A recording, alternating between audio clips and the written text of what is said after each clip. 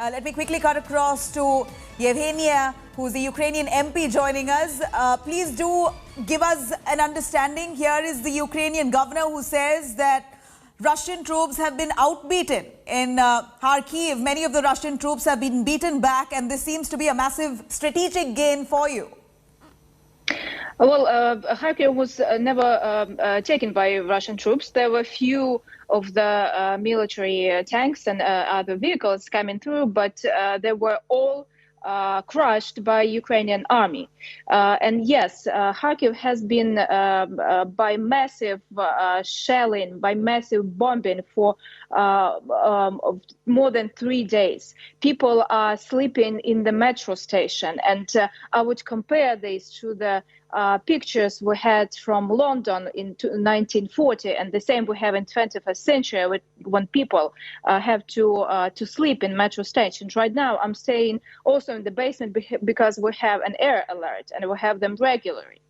The plan, the Russian plan, Putin's plan, was to win in mostly 1 day and to be in Kiev in 2 hours, as they previously said, some sort of, blitzkrieg. But this plan was crushed by Ukrainian army and by the whole nation, because right now you were speaking about the lines at the border. Yes, the kids and women are leaving, some of them are leaving, but also it would be good to show the lines, the queues to territorial units, defense territorial units in every single city.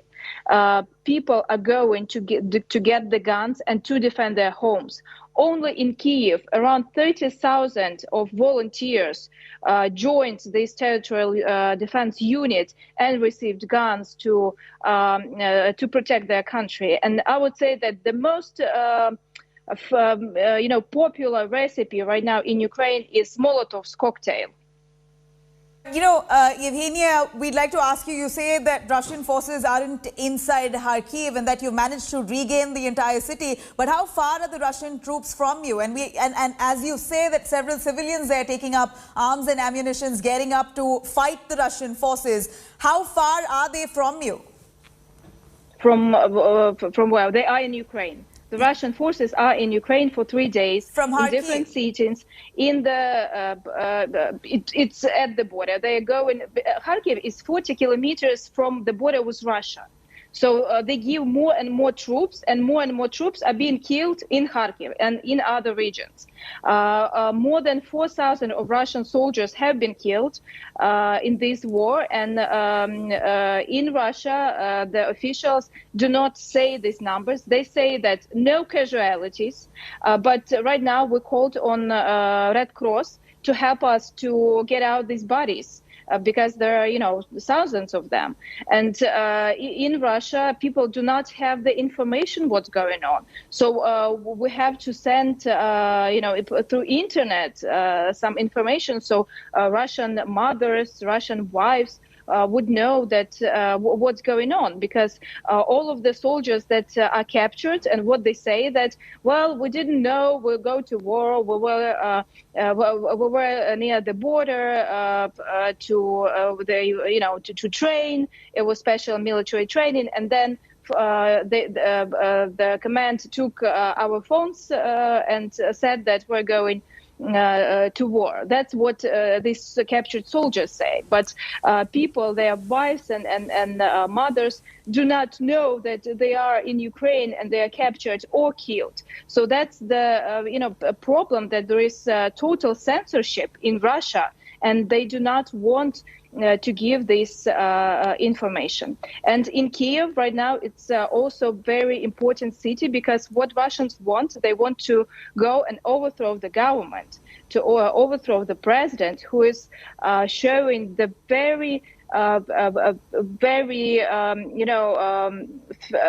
he's the local hero right now in Ukraine, and I think in the world, because the guy who was not politician before, he became politician in 2019.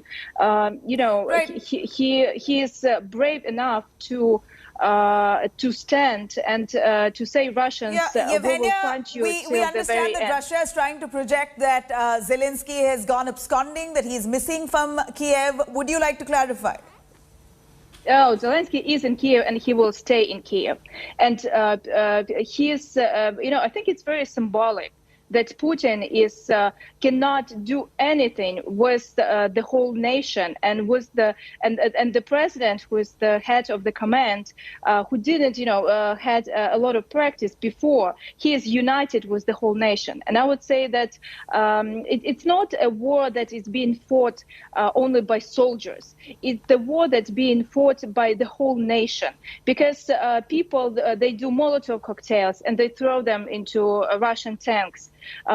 People go to the Russian tank with bare arms to stop them. And this is the war that the whole nation is fighting.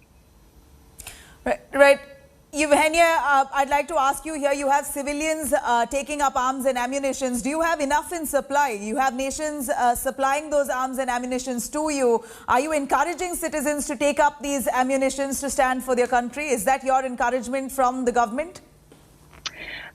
There's different types of ammunition. The ammunition that we're getting from foreign countries are specialized ammunition for the army. It's javelins, it's stingers, it's NLAWs, and this is for specially trained people. And for those who are civilians, they take the weapons that can shoot, so they can shoot if someone comes into their city. Right, but, and that's what we see, very, very heartbreaking sights that we see. Yevhenia, thank you very much. Really appreciate you taking the time to join us.